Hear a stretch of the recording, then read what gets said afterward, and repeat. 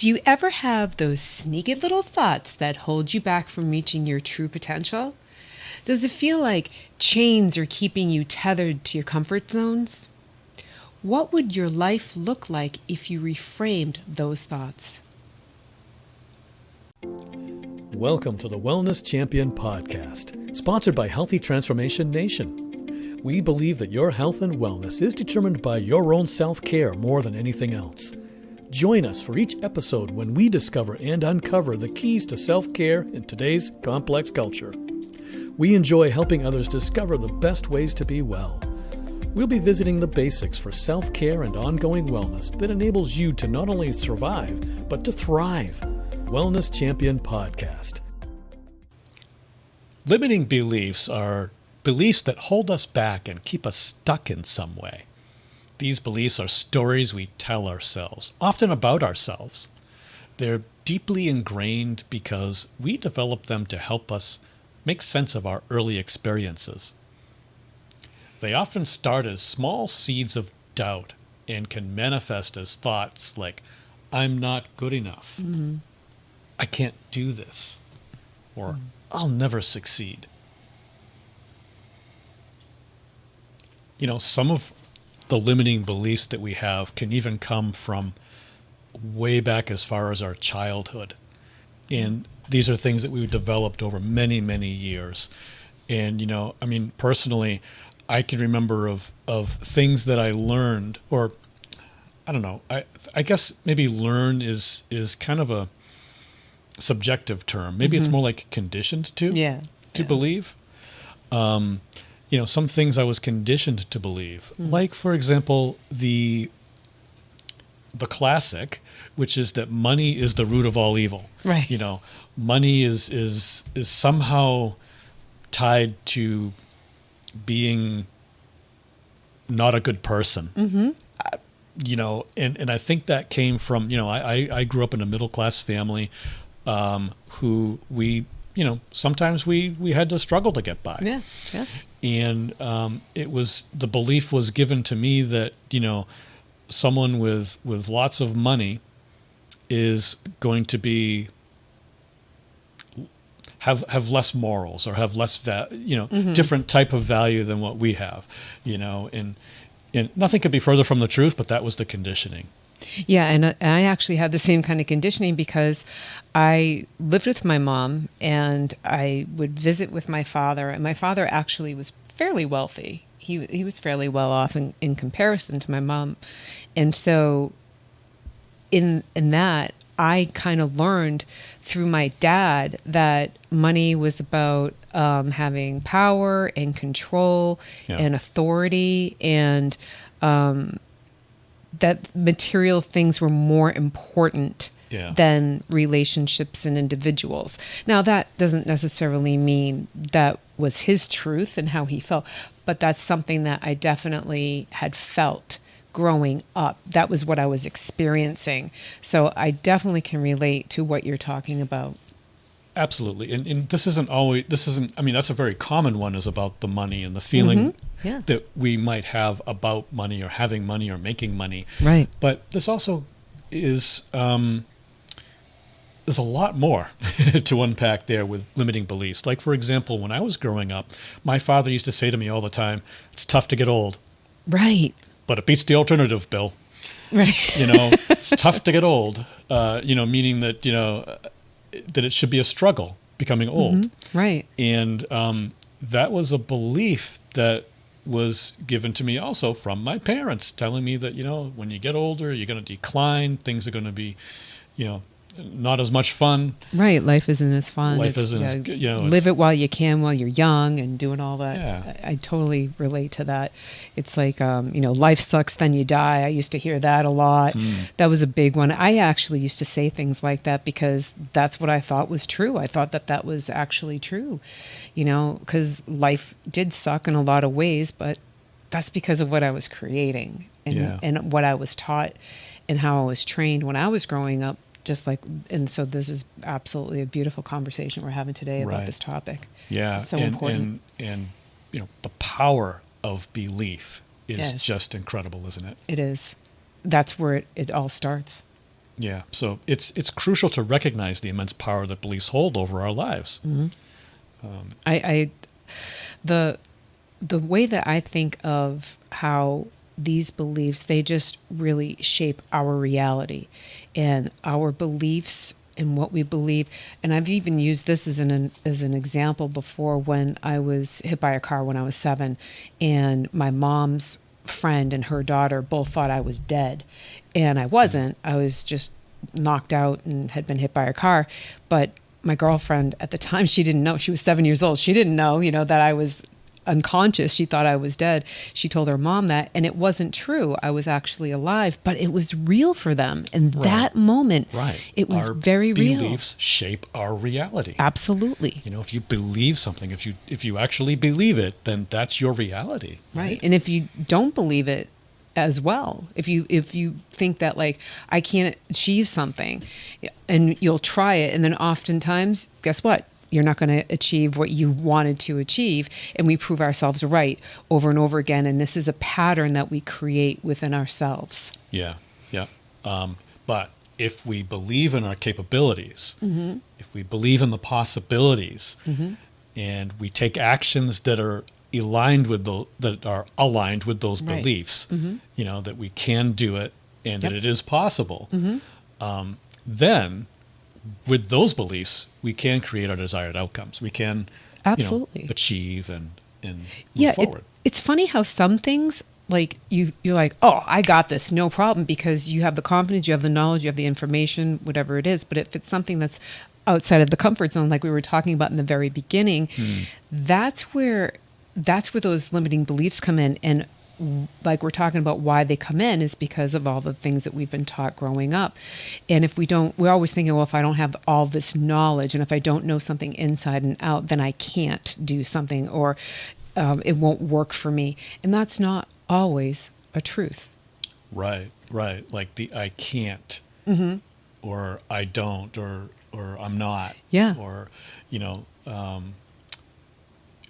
a lot of times there'll be self-judging beliefs.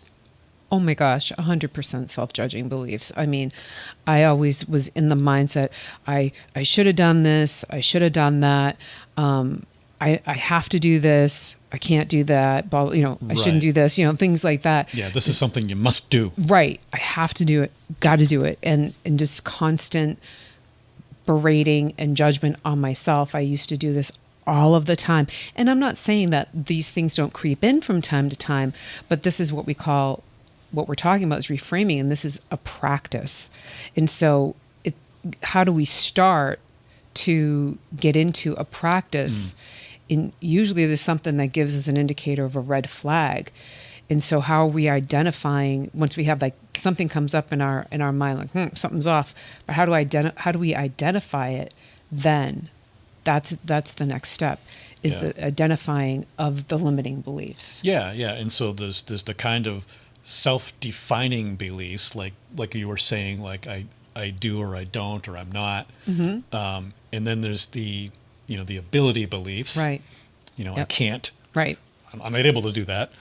And then there's the self-judging ones. And there's also the comparison too. Oh yeah. Definitely. When others do this, so you're comparing. Yeah, and it's interesting. The one that you said, and the one that I find myself that I have said a lot, is I can't. Now, and sometimes someone asks me, oh, can you do something, blah, blah, and I'll write, oh, I can't. And I stop myself because I'm writing it. So I can visually seeing what I'm writing. And it's not that I can't. It just might not be the right timing. Yeah.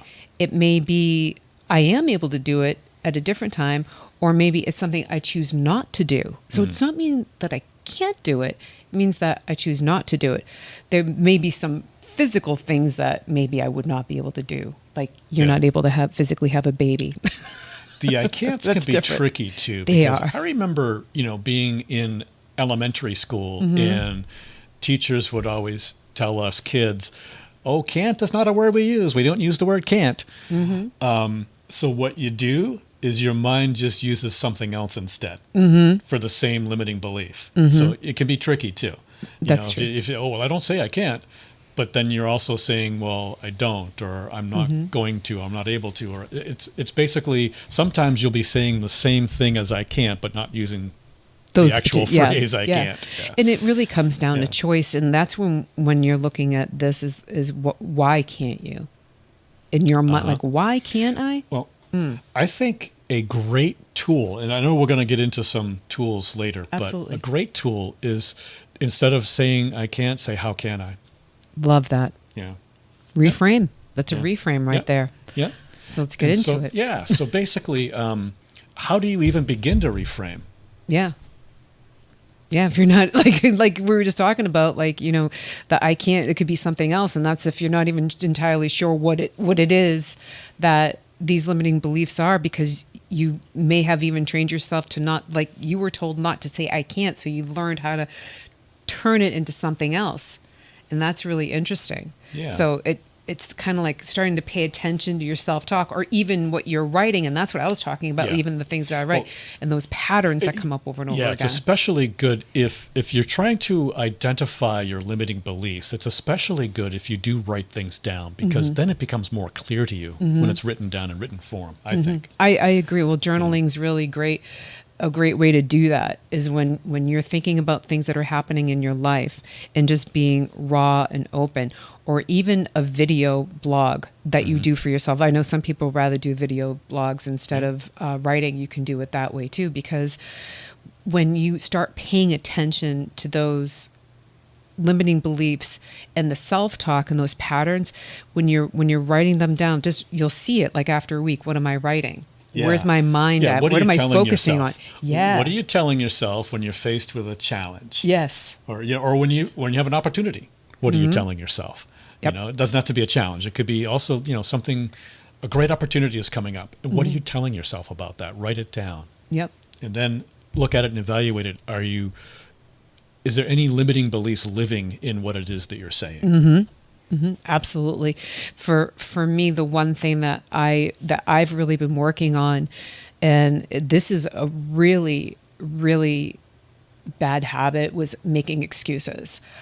Making excuses for things instead of just taking responsibility for it. Like, if I didn't do something, I'd be like, well, I've done da da da da da da da da, and I could list the laundry list of the reasons why I didn't do it. But reality is, I didn't do it because it wasn't on the top of my priority list.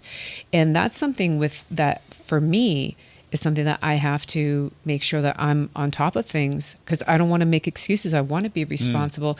But I can make excuses because it might be something I don't necessarily feel comfortable doing. And then I'm avoiding it. And that's a limiting belief. It's like, well, why am I avoiding that? Because it's just uncomfortable. Well, get it done. Yeah, and excuses and reasons, there's a fine line. Oh, definitely. Because I used to say that too. If I was confronted with, well, you're making excuses.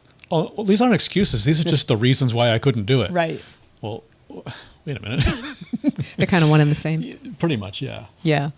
And it is tough, because especially if you have a timeline to get things done and things like that, this is where, when you're seeing that you have something coming up, where does your mind go? Are you like, all right, how can I make this happen? Or like, oh my gosh, I don't want to do this. I can't even think about where I'm going to start.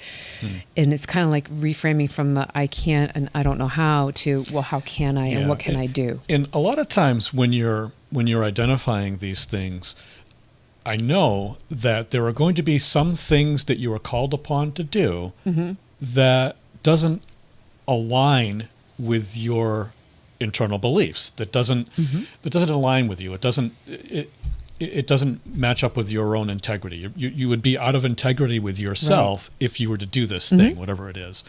And that's where, don't get lost when you're trying to decide whether there's a limiting belief or not, when there's actually something that isn't aligned with you. Yeah, that's something completely that's different. Yeah. And I love that you brought that up, because it's good to be, that's when you're kind of connecting with you and knowing exactly who you are. Exactly, yeah. So let's move on. How do you reframe these limiting beliefs then? What is the process? Well, it's definitely about changing the way that you view and interpret your beliefs, 100%. And reframing means shifting your mindset. So you're telling yourself a new story or narrative, kind of like you were talking about, instead of like, I can't, well, how can I? And it's kind of changing it that way. And there's several ways to do this. So you can choose an option that feels, natural to you, the ones that we're going to recommend. But there's always other options as well. Nothing is written in stone. These are just some ways to get you started on this journey. Right. Yeah. And one key is to recognize the limiting belief when it arises and acknowledging it without judgment. So when you see that limiting belief come up, you know it's yours, own it. But don't judge yourself for owning it. Yeah, I think this is really crucial because a lot of times, like we talk, I should have done this, and that judgment comes in. There's a lot of judgment that comes in the mind. And I love that you're bringing that up to be gentle on yourself. Go easy, recognize what it is. Like you said, own it. This is called awareness. Yep. Just be aware of it. Absolutely. Just acknowledge it, but don't judge yourself over it. Right. And then move on to the next option, which is questioning it and challenge the belief's validity and asking yourself, is this belief based on facts or assumptions? And kind of like, is this within integrity within myself or not? Because you were talking about that, questioning the validity of it. Yeah. In challenging it. Where did this belief come from? Is this based on some fact that I know? Right. Or am I assuming something? Absolutely. Yeah, which brings us to the next tool in the toolbox, which is to look for evidence. Seek evidence of your belief. Like when you're questioning this belief, look for evidence that contradicts it. Look for evidence that, maybe there's been moments in your life where you could prove this belief wrong. Oh, definitely. Yeah, that's when you're able to do that, it's like, all right, boom, I'm leveling up here because I'm seeing evidence in my life that this hasn't been true before. I can now do this, whatever it is. And that's a powerful moment because you're like, Or maybe there's lack of evidence. That's another one. So if you're seeking evidence to support your limiting belief and you don't find any evidence, then what does that tell you? Well, that's where you have to really dig in a little deeper. Yeah. I mean, you may find some evidence that, why you might believe this thing is, falsely believing it. Right. But maybe you don't find any evidence that will support its validity. Right. That's great. That's great. So what we're going to do next is we're going to replace these limiting beliefs with an empowering belief. So you create a new belief that supports your goals and aspirations. So if you're saying something like I can't, how can I? Or I'm not good enough. And then you flip it to, I'm constantly growing and improving and learning. Yeah. Because we are all, it doesn't matter what age you're at, we're always learning and growing and improving in some sort of way. Yeah, and maybe you're not good enough right now. How can I be good enough? Right. Because we all like to think we're good enough, but maybe there are some things like, for example, I'm not good enough to be an astronaut. Right. I'm not good enough at space travel to be an astronaut. So how could I be how could I be good enough for that? You'd have to go through the process of learning how to become an astronaut. Exactly. Yeah. So, but replacing that limiting belief with an empowering belief feels so good because it helps you to move forward and not be stuck in that rut or even the comfort zone that we were talking about earlier. And one thing that we've done personally with clients that we've worked with over the last couple of years is reinforcing these amazing beliefs through affirmations and repeating your new empowering belief through those affirmations regularly. And that way you're absolutely able to move it and solidify that shift into that empowering belief instead of being stuck in that limiting belief. And I have been witness to several people making like mega changes in their lives through the affirmations and applying them in real time. Because it's one thing to have something, but it's actually applying it in real time that makes all the difference in the world. Yeah. I mean, for example, I can recall a time in my life when I was in a relationship where I was consistently told that I wasn't good enough. And this was a relationship with a woman that I had that she kept, and it wasn't just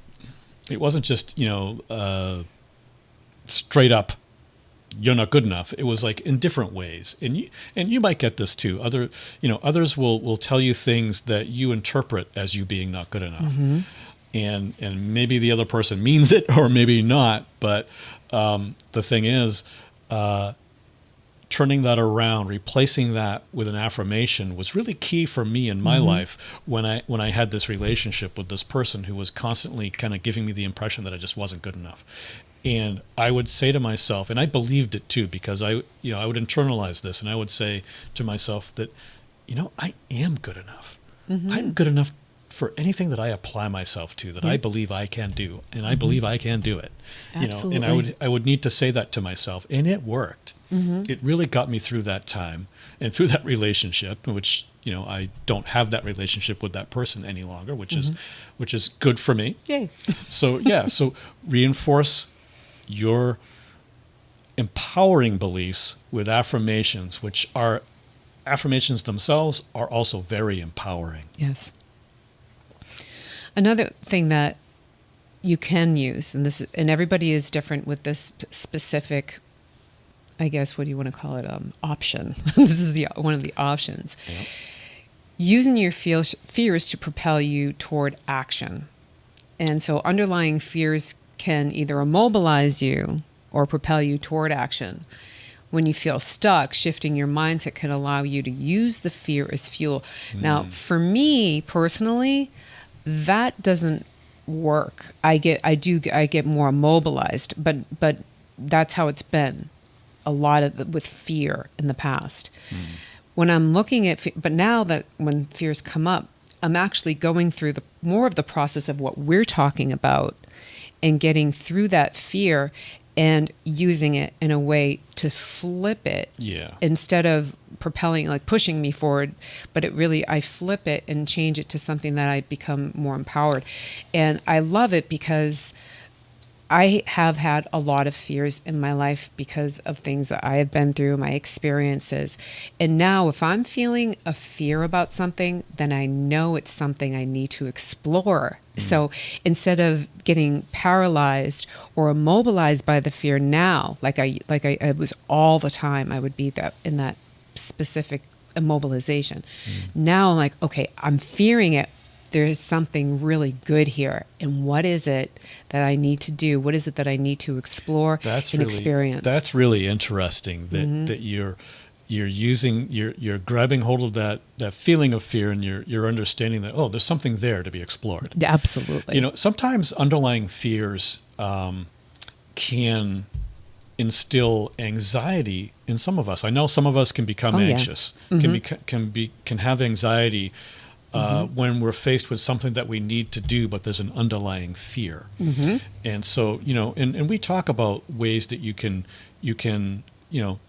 cope with your anxiety through breathing techniques and mindful meditation. And that's a good time for you to, as you're unpacking that anxiety, understand what it is that it's keeping you from doing and how that could relate to your limiting belief. Absolutely. It's very powerful now because I recognize it.